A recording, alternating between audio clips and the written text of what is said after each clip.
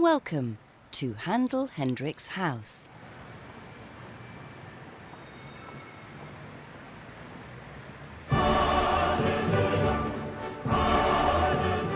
In 1712, the German composer Georg Friedrich Handel decided to settle permanently in England, where he was employed as musician to the English court.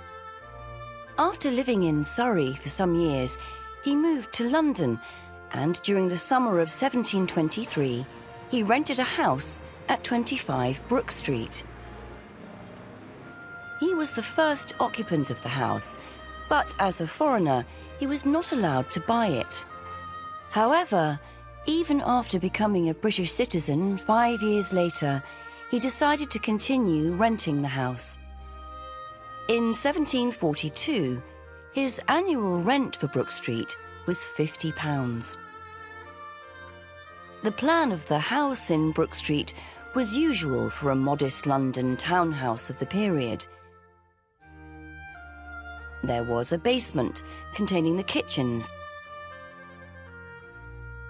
and on the ground floor there was a room at the front for receiving visitors.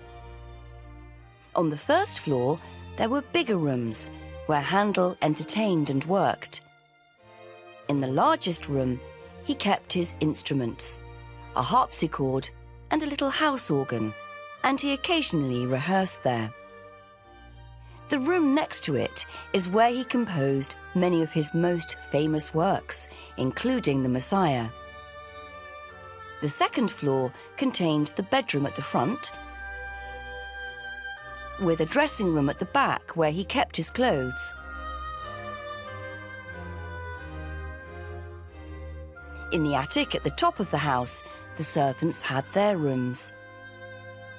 During the last decade of his life, Handel's eyesight got worse, and by 1754, after an eye operation went wrong, he was completely blind. When he went to play the organ, someone had to lead him to the seat. He died at his Brook Street house on the 14th of April, 1759. He was buried in Westminster Abbey, and more than 3,000 people attended his funeral.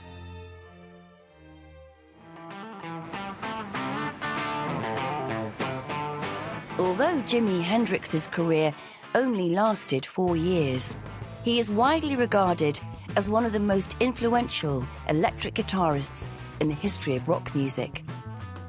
The flat on the upper floors of 23 Brook Street was found by Jimi's girlfriend, Kathy Etchingham, when she saw an advert in one of the London evening newspapers in June 1968, while he was in New York.